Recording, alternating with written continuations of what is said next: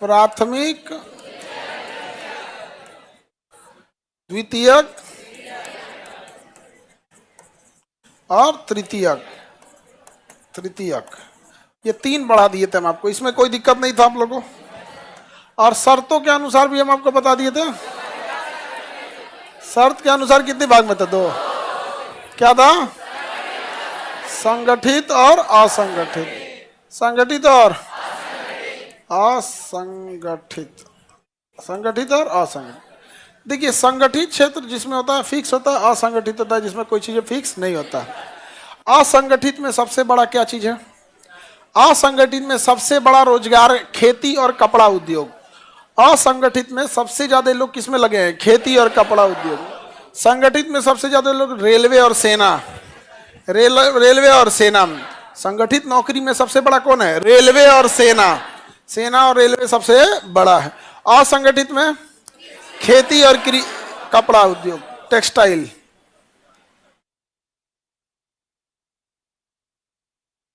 आगे बढ़े, किसी को कोई दिक्कत? शर्त क्या है बाबू? संगठित और असंगठित। संगठित और असंगठित। किसी को दिक्कत? तो दोनों में अंतर समझ में आ गया।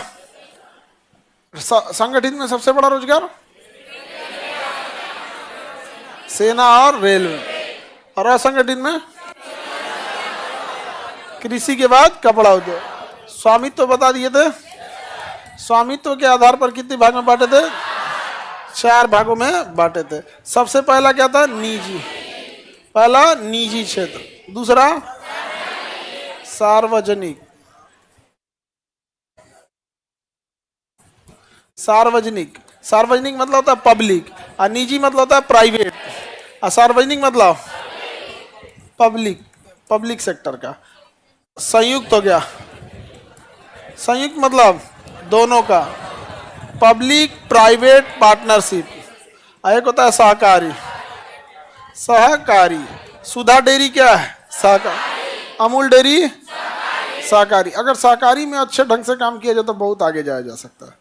सबसे ज़्यादा चांसेज होती है सहकारी में। किसानों का सबसे ज़्यादा फायदा कर सकता है सहकारी इंडस्ट्री, क्योंकि इसमें ना गवर्नमेंट बहुत लीस्ट इंटरफेयर करती है और एक्सपर्ट लोग इसमें ज़्यादा होते हैं कोई भी सहकारी चीज़ों में। बट अभी क्या है, सहकारिता धीरे धीरे खत्म हो गई है, लूट का अड्डा हो गया है।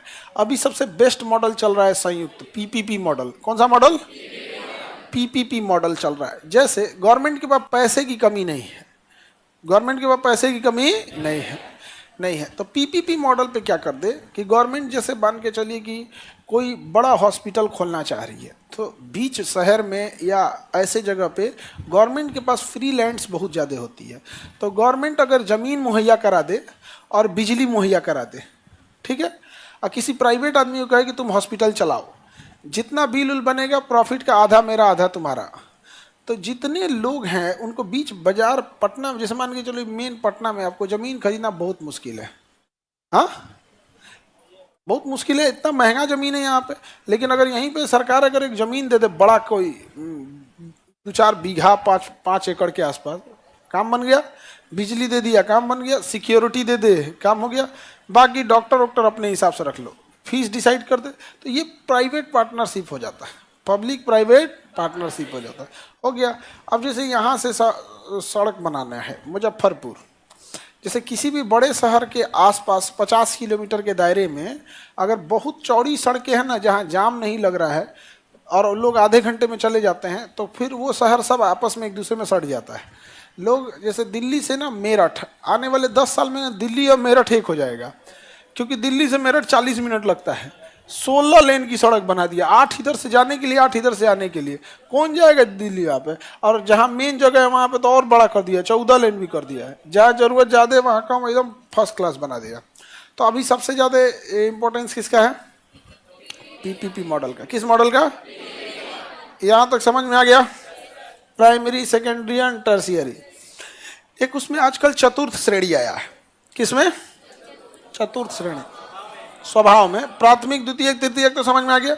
चतुर्थ आ गया है जिसमें हाई प्रोफेशनल लोग हैं, सॉफ्टवेयर इंजीनियर, एआई काम करने वाला, हैकर, एथिकल हैकर होते हैं जो आपको हैकिंग से बचाते हैं। एथिकल मतलब अच्छा, नैतिकता वाले हैकर, नैतिकता वाला चोर, मतलब ऐसा चोर है जिसको पता है कहां से चोरी होगा, वहीं वो खड़ा है, दू झापड़ मार देता है, इधर तो चोरी करेगा। तो बैंक वगैरह अपने अपने पास एथिकल हैकर रखते हैं।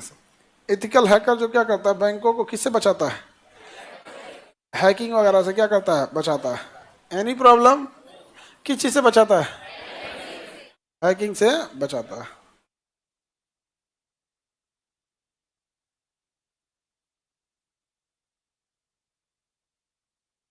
आगे बढ़े, किस चीज से बचा रहा है, हैकिंग। तो चतुर्थ सेक्टर में कौन कौन आएंगे, प्रोफेशनल काम करने वाले, आईटी प्रोफेशनल, एआई वाले, डिजाइनिंग वाले, हैकिंग वाले, ये सब किस में आएंगे,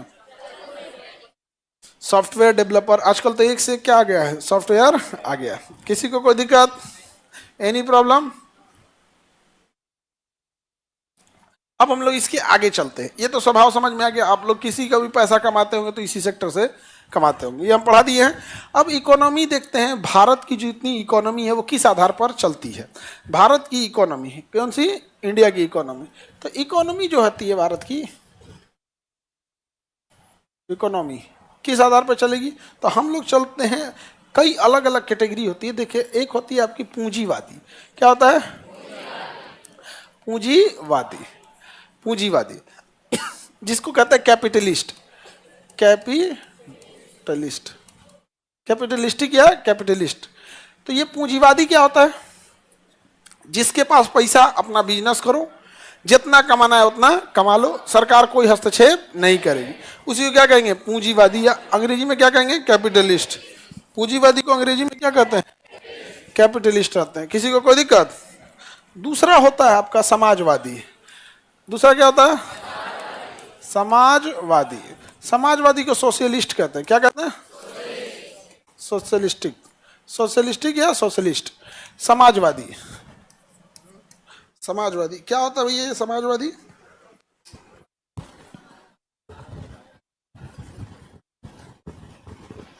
अबे समाजवादी क्या है भाई, सरकारी जितना सारा चीजें रहता है, भाषणबाजी वाला नहीं, उत्पादन के सभी कारकों पे यदि सरकार का स्वामित्व हो तो समाजवादी कहते हैं। ऐसा हम बोल दे तो कुछ बुझाएगा, हाँ, हमको ऐसे ही बता रहा है। तो समाजवादी क्या होता है, जब सरकार अपने हाथ में सारा दायित्व ली रहती तो उसे क्या कहेंगे, हाँ, समाजवादी कहते हैं। क्या कहेंगे, समाजवादी। जैसे रूस जो था ना, पहले समाजवादी था, स्कूल सरकारी, सड़क सरकारी, हॉस्पिटल ए टू जेड सरकारी रहेगा तो समाजवादी, ए टू जेड प्राइवेट रहेगा तो, ए टू जेड अगर प्राइवेट हो गया, ए टू जेड सरकारी हो गया। अच्छा, कल्पना कीजिए यदि भारत ए टू जेड समाजवादी हो, तबाह कर देगा सब सरकारी कर्मचारी भारत का। भारत में करप्शन और ऑप्शन कहाँ है, केवल सरकारी डिपार्टमेंट में है। आप गौर से देखिए, जो हम लोग करप्शन करप्शन कहते हैं, क्या आपको रिलायंस में करप्शन दिख रहा है, करप्शन कहाँ दिख रहा है, सरकारी में करप्शन दिख रहा है। किस में दिख रहा है, सरकारी। हंसता खेलता चीज को उजाड़ देगा सभी सरकारी वाला सब। तो भारत में बताइए पूंजीवादी है या समाजवादी है, भारत में मिश्रित है। भारत में कैसा है, मिश्रित है। भारत में कैसा है, मिश्रित है, मिश्रित। भारत में कैसा है, मिश्रित। अंग्रेजी में कहते हैं मिक्स्ड इकोनॉमी। कौन सी इकोनॉमी, मिक्स्ड इकोनॉमी। मतलब हमारे यहाँ सरकारी भी है और प्राइवेट भी है, सरकारी भी है, प्राइवेट। सरकारी स्कूल है, प्राइवेट स्कूल भी है। अगर जिंदगी बर्बाद करना है तो कहाँ जाएंगे, आप सबको पता है, आपको पता है कहाँ जाना है। सरकारी हॉस्पिटल भी है, प्राइवेट हॉस्पिटल भी है। आप कहाँ जाएंगे, जैसे जो ऑनलाइन वाले बच्चे हैं जो पटना नहीं आते हैं, उन लोग को जानकारी के लिए बता दें कि बाबू पटना का सबसे बड़ा हॉस्पिटल है पीएमसीएच। क्या है, पीएमसीएच। उस हॉस्पिटल की दो सबसे बड़ी कमियां हैं। पहला, उन डॉक्टरों के ऊपर इस बात का दबाव है कि आपके पास सीट हो ना हो, बेड हो ना हो, मरीज को भर्ती ले लो। अब बताओ, वो जमीन पे ना बैठा है तो कहाँ बैठा है। अगर उसके पास 2000 कैपेसिटी है, 2000 बेड है, तो 2000 बेड मरीज रहने दीजिए। बाकी अगर नहीं है तो क्यों ले। एक तरह का उनका डॉक्टरों का कहना है कि क्यों ले। अच्छा, डॉक्टरों का भी क्या कहना है कि भाई अगर हम ले भी लेते हैं तो जमीन पे लेटाना पड़ेगा। अब जमीन पे लिटाएंगे तो गाली सुनो पीएमसीएच को, यहाँ कोई व्यवस्था नहीं है। तो भाई आप जबरदस्ती घुसा रहे हो यहाँ पे, हम कह रहे हैं बेड नहीं। तो एक उनकी ये समस्या है। कि भाई अब बेड नहीं है, ये नहीं है, वहाँ पे पीएमसीएच की समस्या यहाँ पे। दूसरी उस हॉस्पिटल की सबसे बड़ी समस्या, प्राइवेट हॉस्पिटल वाले पहले 2-4 दिन किसी सीरियस मरीज से 2 लाख 2.5 लाख पैसा टाल लेते हैं सब। कोई मरीज एकदम सीरियस हो गया है, डिस्ट्रिक्ट से पटना है, तो जितना अगल बगल के 200-400 हॉस्पिटल है ना, प्राइवेट जितना पैसा नोचना था नोच लिया। अब डॉक्टरों को पता चल जाता है 3-4 दिन में मरेगा अब ये, तब वो कहता है कि अब ये रिफर करते हैं, हम यहाँ से ले जाइए, हालत खराब हो रहा है। मतलब जितना पैसा लूटना था ले लिया। तो जिस तरह से डंपिंग सेंटर बनाया जाता है ना, जैसे घर का कोई चीज नहीं बचा तो यहाँ ले जाकर फेंक दो, तो पूरे पटना के अस्पताल वाला सब पहले पैसा वैसा मरीज से ले लेता है सब, और कहता है कि पैसा लिए हैं 3 लाख 4 लाख, अगर मरीज मर गया तो इसका रिश्तेदार आके हमारा हॉस्पिटल का शीशा फोड़ देगा, बवाल मचा देगा। तो 2-3 दिन पहले रेफर कर देते हैं, सर ले जाइए हालत बिगड़ रहा है, हालत बिगड़ रहा है। अब वो पीएमसीएच में आएगा, वहाँ पहले से सीट नहीं है, जमीन पे लेटल है, अब वो हॉस्पिटल में नानुकुर करेगा, उसके बाद दम तोड़ देगा कहाँ, पीएमसी। गाली कौन सुनेगा? हॉस्पिटल बदनाम। तुम एम्स में जाओ, सीट नहीं है, नहीं लेगा। तुम पैरवी लगा के देख लो, एम्स में, पटना में ही एम्स है, सीट नहीं है, नहीं लेगा। उसका कहना है कहाँ बैठा करेंगे, सर पे, मरीज सीरियस है, कहाँ बैठाएंगे, नहीं लेता है। तो ऐसा तो भारत में कैसी अर्थव्यवस्था है? हाँ, मिश्रित अर्थव्यवस्था। हमारे गांव का सरकारी अस्पताल में ना बेडवा पे भैंस बैठता है, भैंस कुत्ता सियार सब बेड पे जाके बैठता है आराम से, फर्स्ट क्लास है। कोई यही भी नहीं करता है सरकारी अस्पताल में, खाली पोलियो ड्रॉप पिलाने और छोट लइकन को खसरा हेन तेन का इंजेक्शन लगवाने जाते हैं आंगनबाड़ी या आशा वगैरह वाला में। भूसा रखता है सब सरकारी अस्पतालों में, तुम लोग भूसा रख रहा है।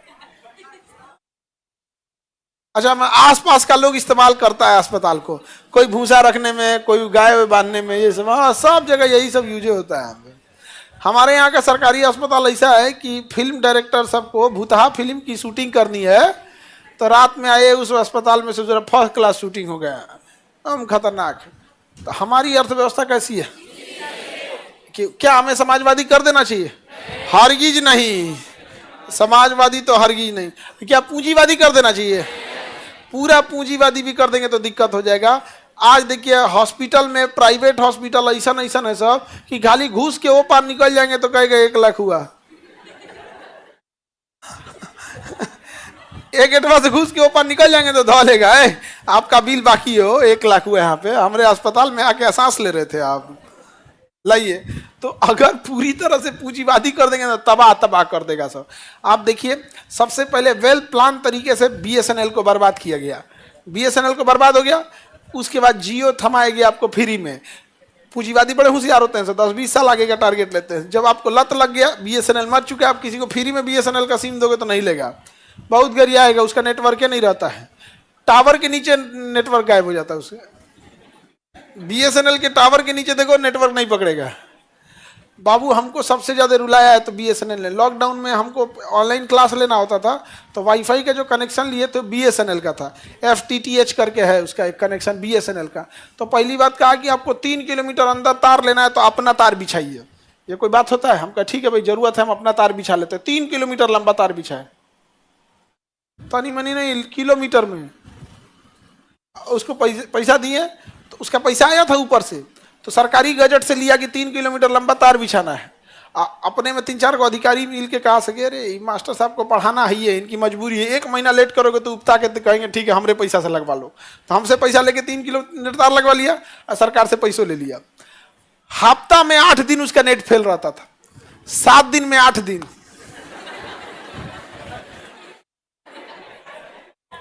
हद तो ये हुआ, हाँ अरे मत पूछो बाबू, तबाह हो गया।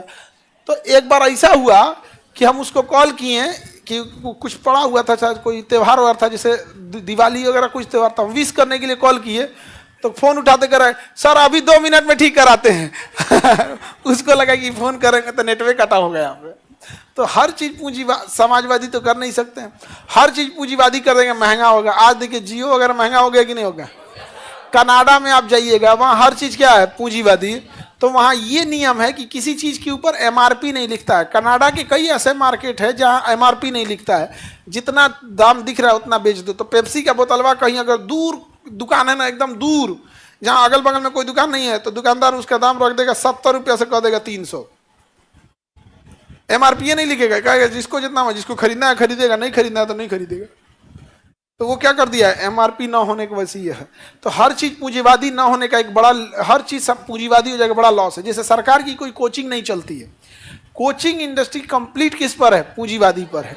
इसलिए देखेगा ना, एक को कोचिंग वाला 2 लाख 2.5 लाख लेता था, वो अलग बात है, हम लोग आके लंका लगा दिए, नहीं समझे, डूब गया सब, बहुत ही जब 2-2.5 लाख रुपया ले। तो पूंजीवादी कंप्लीट हो जाना ठीक बात है। तो हम लोग किस में चल रहे हैं, मिस्री। रिजल्ट हुआ है किस में, बिहार पुलिस में। लाई लाई लाई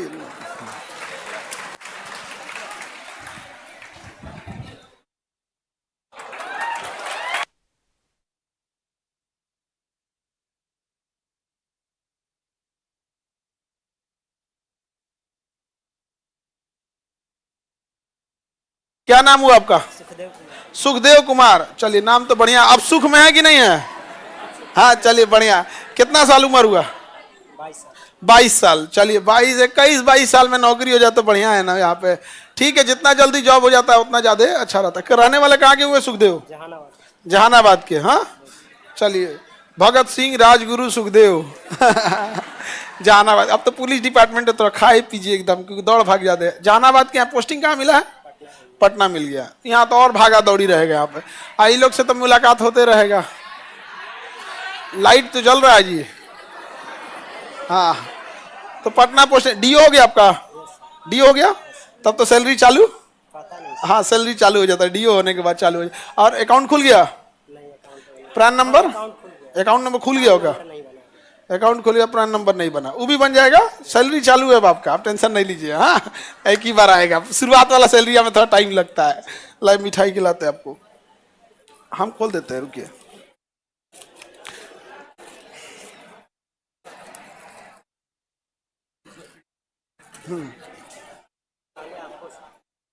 हाँ ठीक है, पहले ये थोड़ा छोटा हमको खिलाइएगा, हम आपको बड़ा खिलाएंगे, क्योंकि दिन भर आते रहता ना ये वाला छोटका।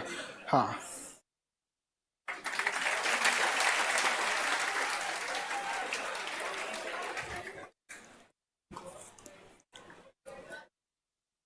अरे खुशी, ये लीजिए, हाथ पूछ लीजिए, यहाँ जाइए, यहाँ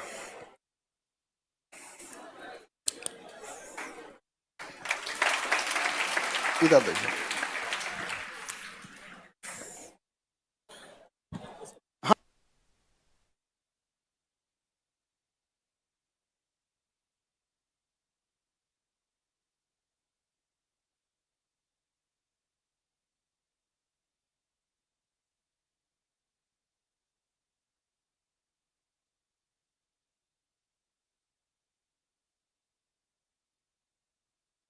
मुस्कुराइए नहीं रहता तो फोटो कैसे अच्छा आएगा।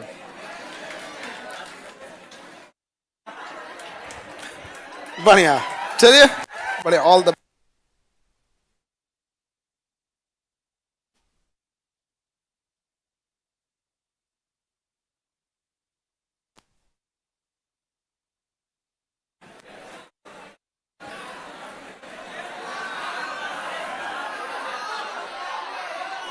क्या कर रहे हो, देवता। हाँ देखो, इतना 20-22 साल में जब जॉब हो जाता है ना, आपके पास पूरा लंबा समय होता है और आपको बहुत कम ताने झेलने को पड़ते हैं। वही नौकरी जब 27-28 साल की होती है ना, इतने लोग ताने मार दिए रहते हैं, इतना ताना मार दिया रहता है कि आप परेशान हो जाएगा। सर लड़की लोग का 30% आरक्षण दे रहा है हमारे यहाँ, हमारा क्या 35% है। मैंने तो रहा 65% नहीं दिख रहा है।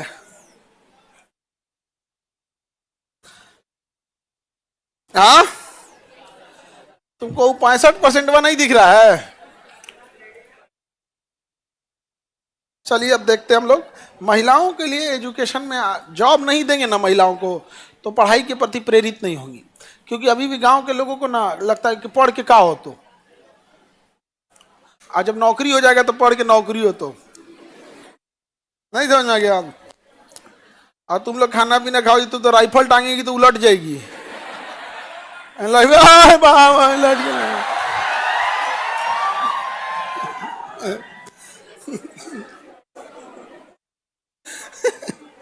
ओकरा से भारी राइफलवा होगा। और तुम बबनी ठीक तो तोप उठा लोगी। वो बबनी ठीक है, बाबर का तोप उठा लग गया, कंधे पे रख के मार देते, ध्यान दो जा। तीनों अर्थव्यवस्था समझ में आ गया? Any problem? किसी को कोई दिक्कत? भारत में कौन सी अर्थव्यवस्था? अमेरिका में, रूस में, इसीलिए रूस बर्बाद हो गया। रूस समाज, अभी दुनिया में कहीं समाजवादी नहीं बचल है, रूस में अभी पूंजीवादी आ गया है। रूस में भी मिश्रित है, चाइना में भी क्या है? मिश्रित है। चाइना में भी क्या है? मिश्रित। ज्यादातर देश सब क्या है? मिश्रित है या तो फिर पूंजीवादी है। पूंजीवादी में भारत में भी क्या है ना, भारत में प्रॉब्लम क्या है कि गवर्नमेंट कुछ चीज़ों को पकड़ के रखना चाहती है, इस वजह से वो पीछे हो गया है। आप देखिएगा हमारे यहाँ ना एविएशन इंडस्ट्री बर्बाद है, ना ही किसी काम का हेलीकॉप्टर है, ना ही किसी काम का हवाई जहाज है, क्योंकि सरकारी इंजीनियरों के भरोसे हैं जो ससुरा पुल गिरा देता है। सब समझ में आ गया कि नहीं आ गया? तो इनके भरोसे नहीं। अगर इसी को हम प्राइवेट कर देंगे, टाटा को दे दे, रिलायंस को दे दे, बहुत जल्दी बना देंगे। और इधर जब से नरेंद्र मोदी आए तो नरेंद्र मोदी ने इस काम में बहुत अच्छा किया। पहले क्या था, फॉरेन डायरेक्ट इन्वेस्टमेंट रोक दिया गया था एविएशन वगैरह में कि विदेशी कंपनियां नहीं आ सके। मोदी जी आए, कहा है नहीं भैया 100% लेके चला गया, जाओ पार्टनरशिप कर लो टाटा से। अभी टाटा से जहाज, एयरबस ने पार्टनरशिप कर दिया, हैदराबाद में जहाज बनाना चालू कर दिया।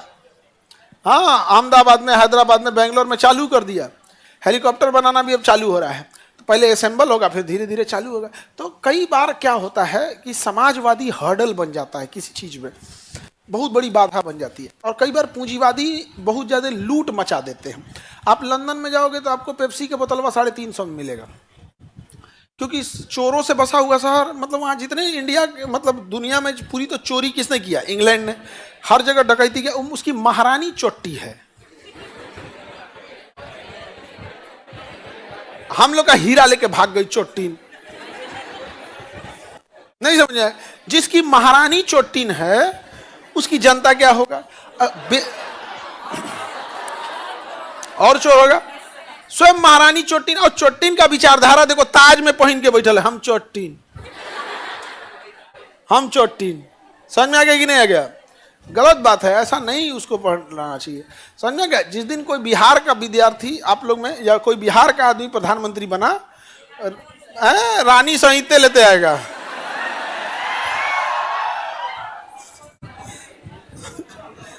आगे बढ़े। वहां पे ना पूंजीवादी ज्यादा है। 350 रुपया का क्या दे रहा है? पेप्सी का बोतल। महंगा है सर, सब कुछ है आप। तो ये ज्यादा प्रॉफिट के लिए भाग जाते हैं इसमें देखिए कैपिटल क्या इन वाला एल रहेगा जी, उल्टा मार दिए तो उसको एल बना दिए, इसको टी बना दिया। यहाँ पे अर्थव्यवस्था के दूसरा स्वरूप देखते हैं। एक होता है द्वैध अर्थव्यवस्था। कौन सा अर्थव्यवस्था? द्वैध इकोनॉमी, अंग्रेजी में क्या कहते हैं? Dual economy. इसमें क्या होता है, भारत डुअल इकोनॉमी में भी आता है। इसमें आपको मॉडर्न तरीका भी मिलेगा। कैसा मिलेगा? मॉडर्न। और एक ट्रेडिशनल भी मिलेगा, ट्रेडिशनल भी मिलेगा, मॉडर्न भी मिलेगा, और क्या मिलेगा? ट्रेडिशनल। जैसे हमारे देश में एक से एक मॉडर्न जमाने के भी हॉस्पिटल मिलेंगे, रोबोटिक सर्जरी करने वाला, और झाड़ फूक वाला ओझा भी मिलेगा लोग एक के टाइम पे। हमारे यहाँ खेती का बहुत सारा, पंजाब में देखेंगे मॉडर्न खेती, और अभी भी देखिएगा बैल से खेती हो रहा है। तो हमारे यहाँ मॉडर्न तरीका भी मिल रहा है, ट्रेडिशनल भी मिल रहा है, हर जगह मिलेगा। आज देखिए कि दिल्ली उल्ली में मॉडर्न किचन हो गया है। क्या हो गया है? मॉडर्न किचन हो गया है। और गांव देहात में आज भी फूकनी पे लग फूंक कर खाना बना रहे हैं। तो जहां पे मॉडर्न और ट्रेडिशनल दोनों मिलता है उसे क्या कहते हैं? डुअल। एक लाइटवा बंद करो जी वाला। हाँ, देर गोर कर दिया था, लड़का कंफ्यूज हो गया, हमारा टीचर बदला गया।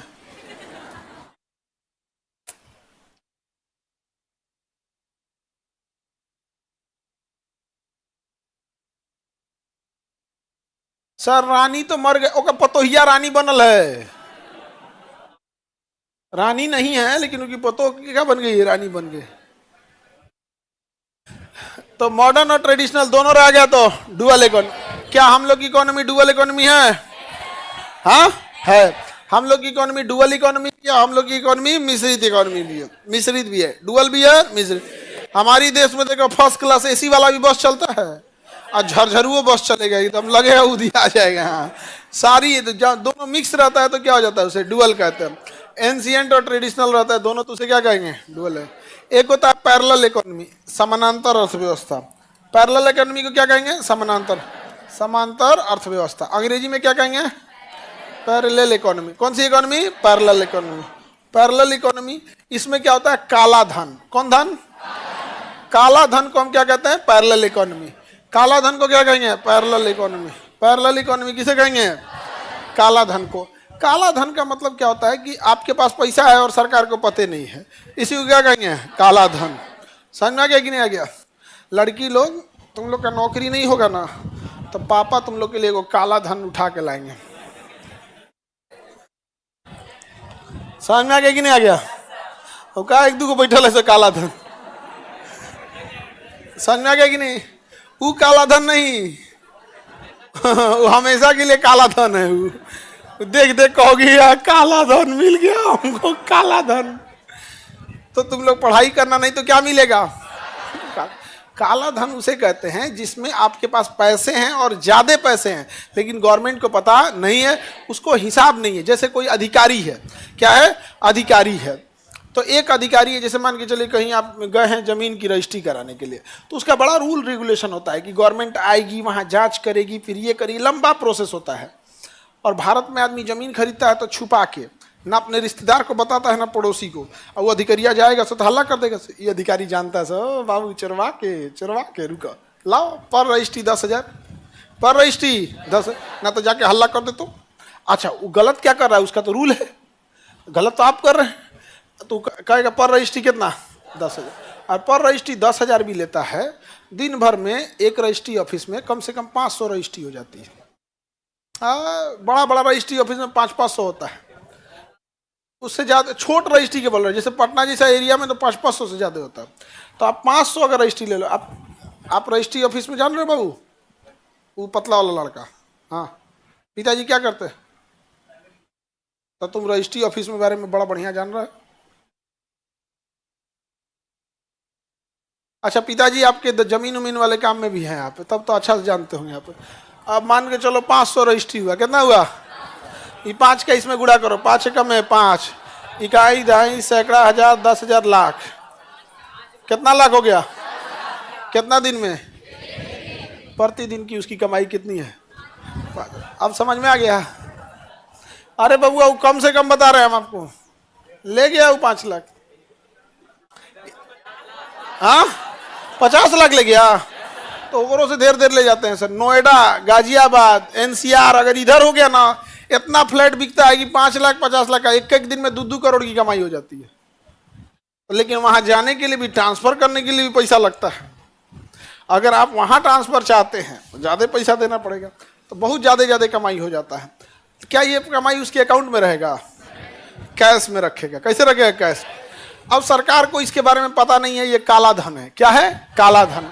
इसे समानांतर इकोनॉमी क्यों कहते हैं, क्योंकि जब सरकार को पता चलता है कि पब्लिक के पास इतना ही पैसा है, लेकिन ये बड़का अधिकारी क्या किए रहते हैं, सब पैसा छुपा के रखे रहते हैं।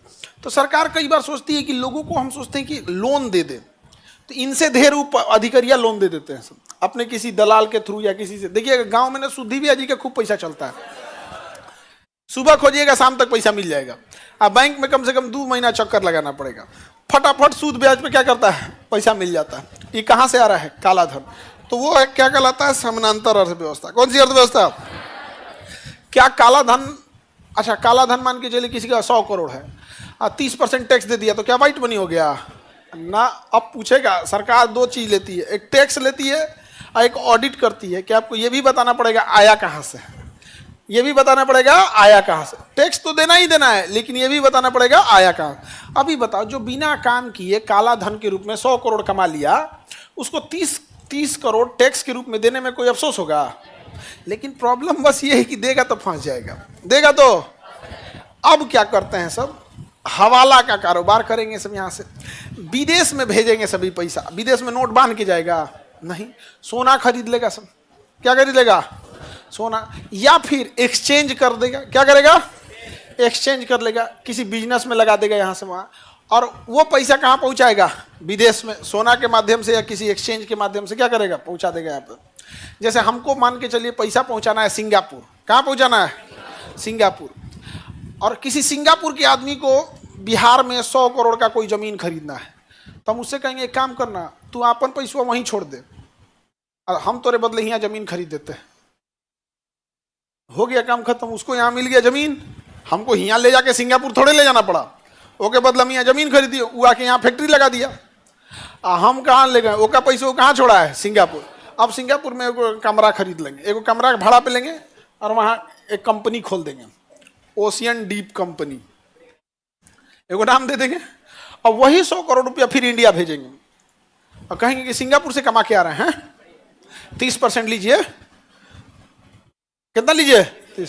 30% लीजिए। सरकार के कहाँ से कमाए थे? कहेगा शट अप, सिंगापुर से कमा के आ रहे हैं, तुम्हारे एरिया से बाहर है सिंगापुर। तो भारत सरकार सिंगापुर से कहेगा आपके यहाँ से कमाया है, बताइए तो सिंगापुर बता देता है। इसलिए ऐसा देश में भेजा जाता है जो बतेबे ना करे। मॉरिशस, स्विट्जरलैंड बतेबे ना, कैमन आइलैंड, वो बतेबे नहीं करता है। कहता है कि हम आपको क्यों बताएंगे डेटा, हम आपसे पूछेंगे कितना आदमी वोट डालता है, बताइए तो आप बता देंगे। भारत का तो नाम ना बती तो यार।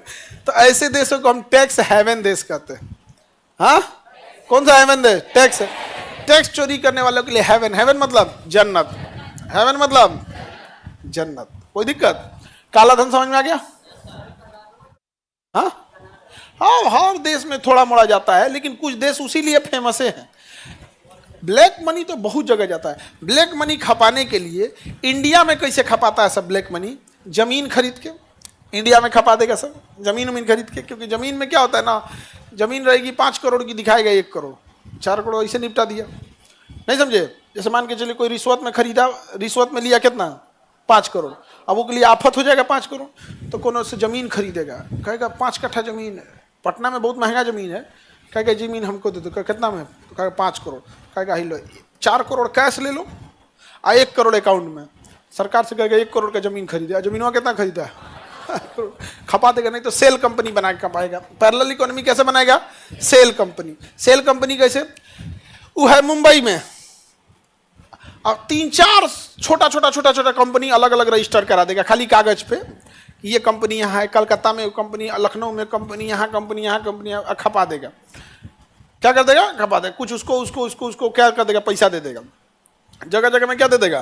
पैसा दे देगा कि हमारे यहाँ सफाई किया, बिजली बदला, पंखा बदला, तार बदला, सब ये किया, ऐसे ऐसे करके कुछ पैसा क्या कर देगा? खपा देगा। आप समझ में आ गया? तो सेल कंपनी से भी। तो पैरेलल इकोनॉमी समझ में आ गया? तो काला धन का मतलब काले रंग का नहीं, वो तो आप लोग को मिलेगा। कौन धन? काला धन। और अगर काला धन से छुटकारा चाहिए तो क्या करना पड़ेगा? पढ़ाई करना पड़ेगा। समझ में आ गया?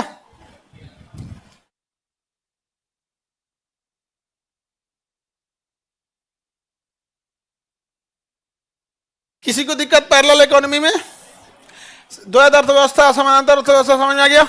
भारत में ये समानांतर अर्थव्यवस्था चलती है कि नहीं चलती? गांव गांव में चलती है। गांव में आपको पैसा चाहिए, सुबह शाम में मिल जाएगा सूद पे।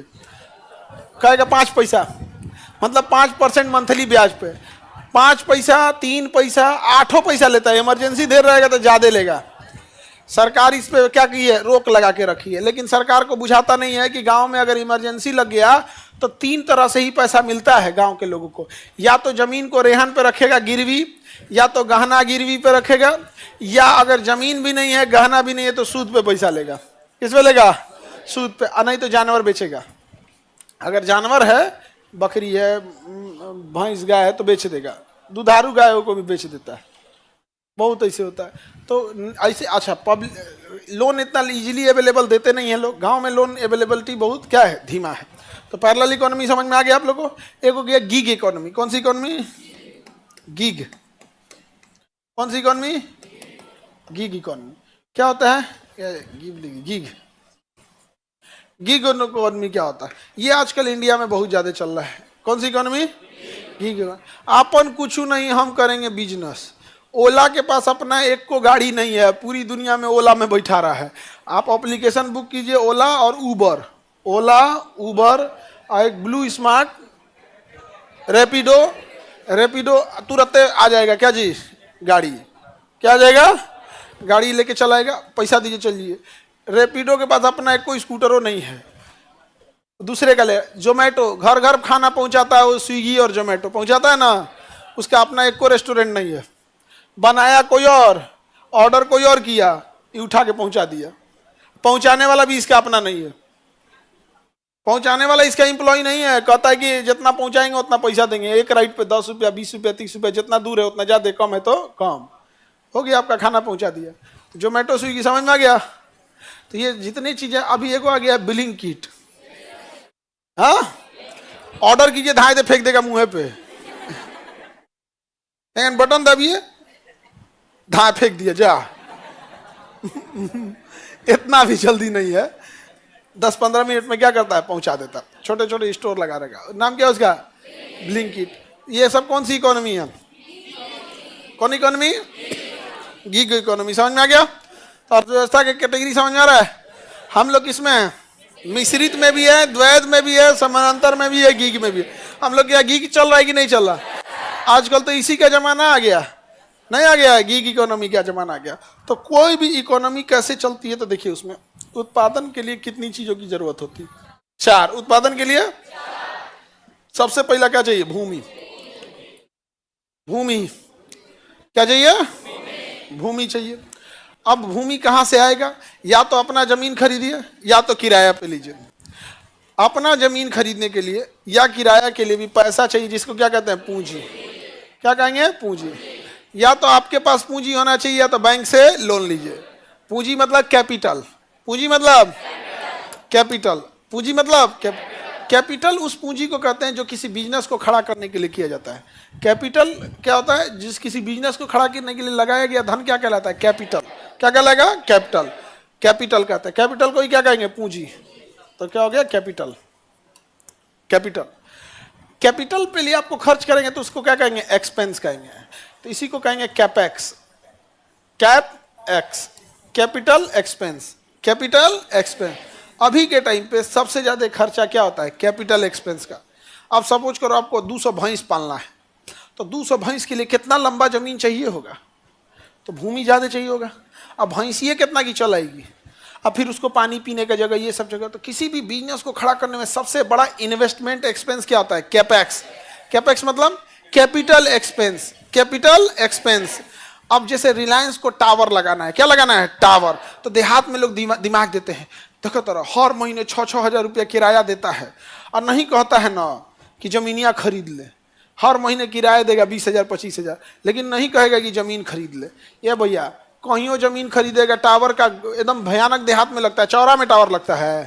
टावर थोड़ा ठीक ठाक जगह पे लगता है जहां आबादी रहती है, और जहां भी आबादी रहेगी ना वहां 10-15 लाख रुपया जमीन मिलेगा।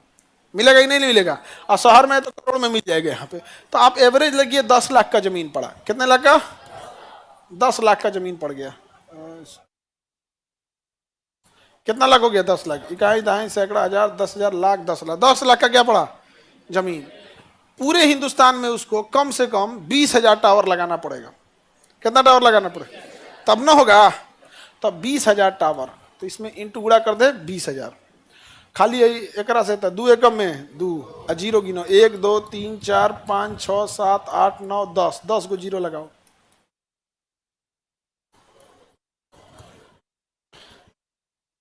10 को जीरो हो गया। 7 जीरो का मतलब होता है करोड़।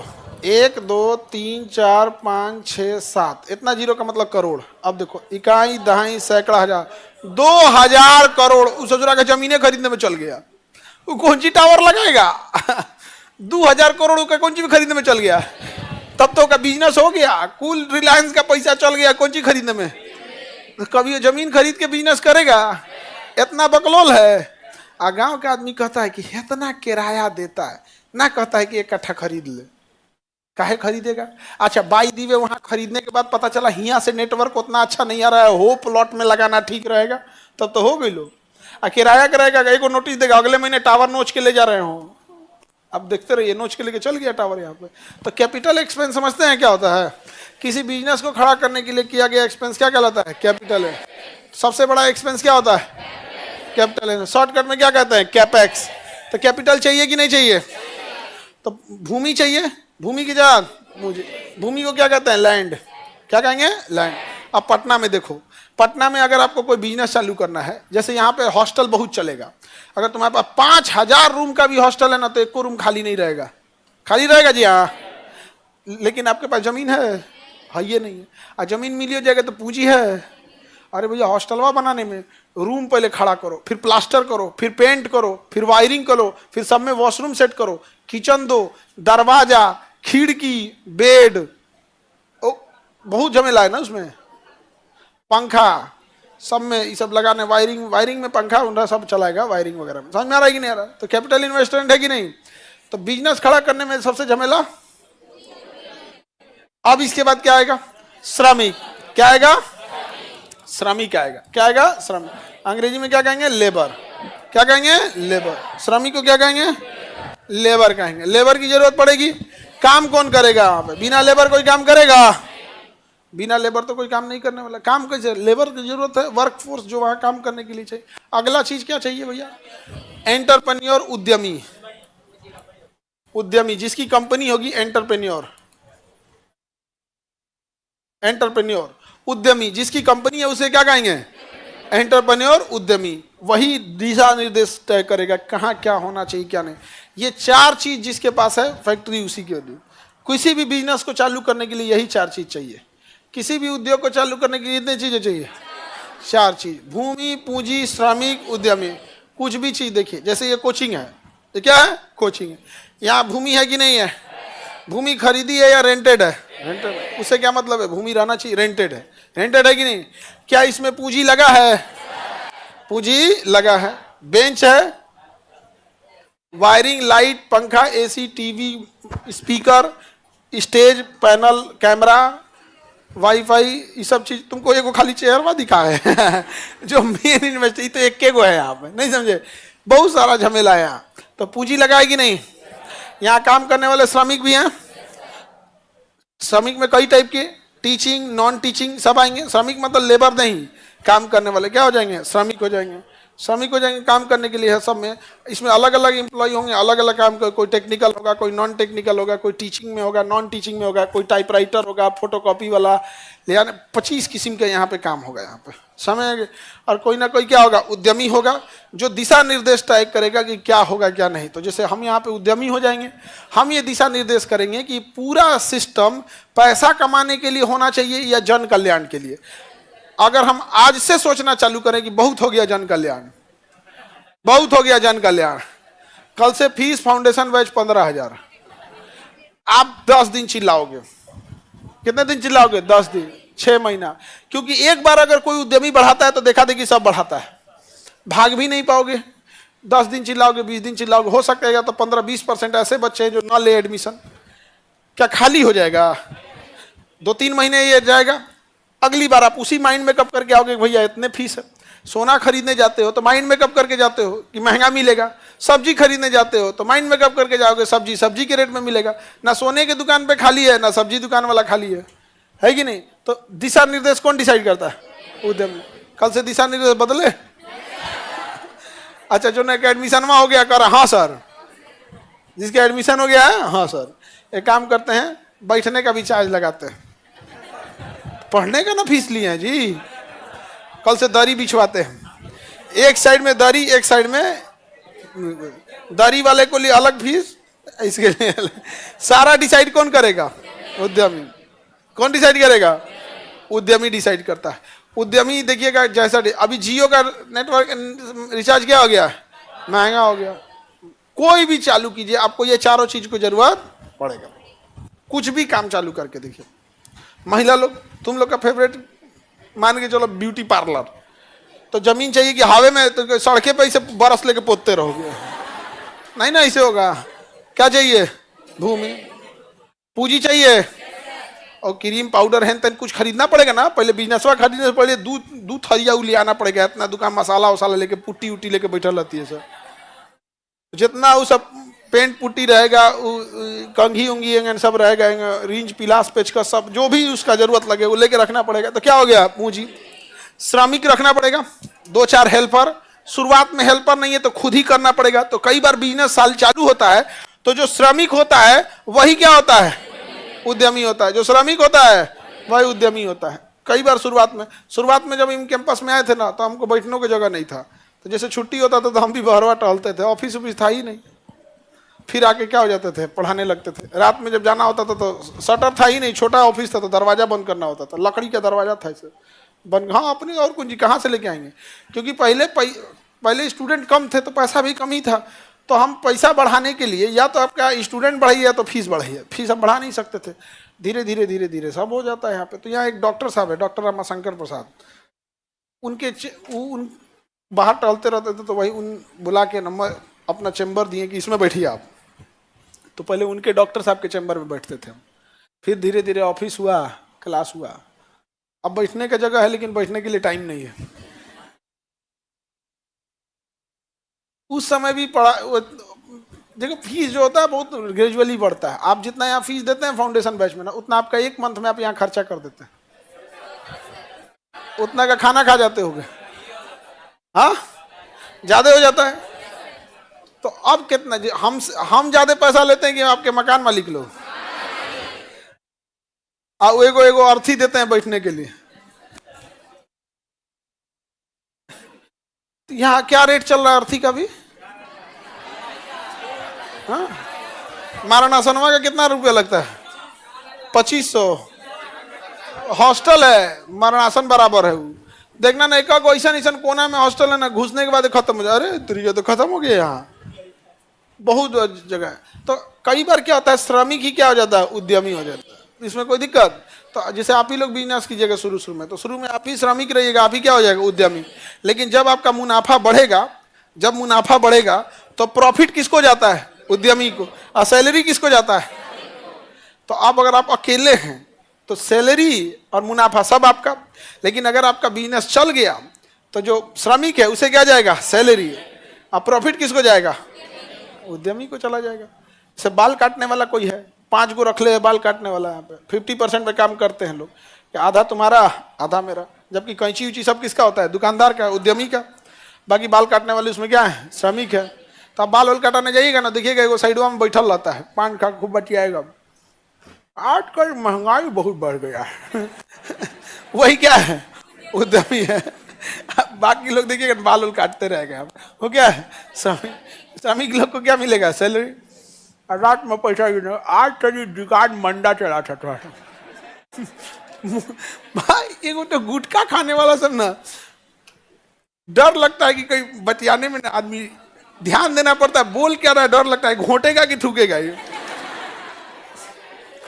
और इतना उस सबका बैलेंस रहता है कि पूरा मुंह में दाब के बात करते रहता है, समझ रहे हैं। आजकल के ऐसे सरकार से कुछ नहीं समझ रहा है बैलेंस बना के बात बोलता है। तो अब बात समझ में नहीं आता कि भैया तुम ऊपर मत थूक दिए डर लगता है यहाँ पे।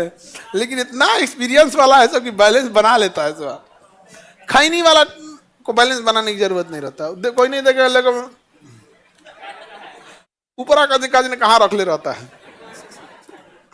उद्यमी समझ में आ गया।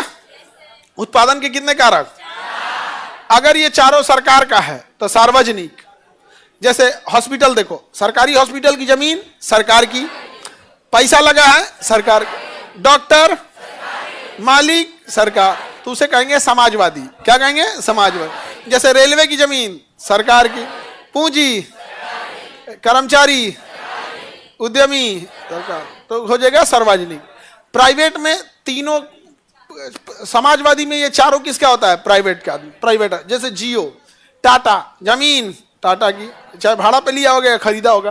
पूंजी किसका, टाटा का।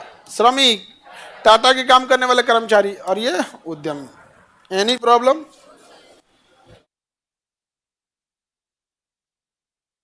चलिए तो अब हम लोग आगे बढ़ते हैं, अगला क्लास कल देखेंगे।